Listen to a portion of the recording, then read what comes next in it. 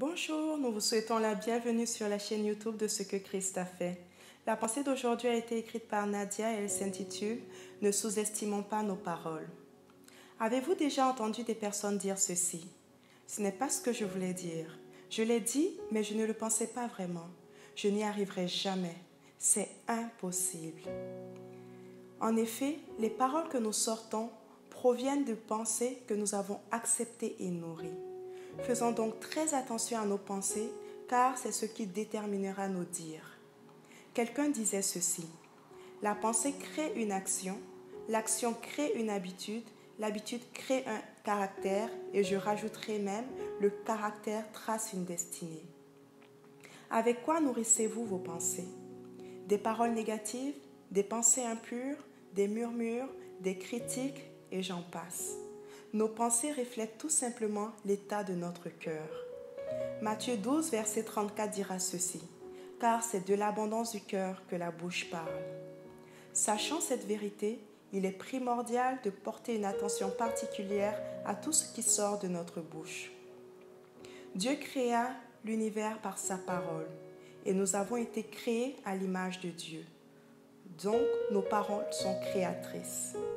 De ce fait, nos paroles ont le pouvoir de semer la vie ou la mort en nous ainsi qu'à notre entourage. Avant de parler, posons-nous la question suivante. Quel fruit la parole que je sortirai va-t-elle engendrer? La vie ou la mort? La mort et la vie sont au pouvoir de la langue, nous dit Proverbe 18, verset 21. Quelqu'un me dira peut-être: j'ai essayé, cela fait longtemps que je travaille là-dessus, mais je n'y arrive pas. Justement, je répondrai à cette personne: arrête de travailler là-dessus et laisse le Saint-Esprit travailler là-dessus. Comment? En te nourrissant simplement de la parole de Dieu, car c'est elle qui produit la vie en nous. Laissons le Saint-Esprit renouveler notre intelligence. Méditons la parole de Dieu, faisons attention aux choses que nous écoutons, car Romains 10, verset 17 nous dit ceci: ainsi, la foi vient de ce qu'on entend, et ce qu'on entend vient de la parole de Christ. Alors, si tu te sens interpellé par ce message et que tu désires que les choses changent, je t'invite à faire cette prière avec moi. Seigneur, je décide aujourd'hui que mes paroles produisent la vie en moi et autour de moi. Que ton Saint-Esprit vienne filtrer chacune des paroles de mes lèvres pour qu'elles soient à la gloire de ton nom. Merci Jésus, parce que je crois qu'à compter d'aujourd'hui, mes paroles viendront encourager, engendrer la vie en moi et autour de moi. Amen.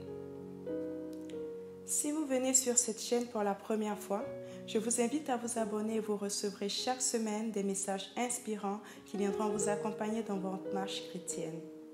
N'hésitez pas également à partager cette vidéo et à aller nous visiter au www.cequechristafait.com.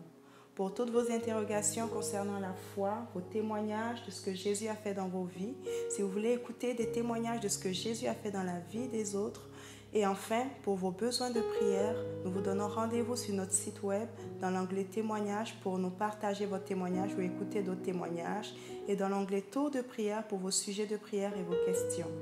Aussi, nous vous attendons sur notre page Facebook de Ce que Christ a fait pour moi. N'hésitez pas également à liker notre page et à la partager autour de vous. Merci et que Dieu vous bénisse.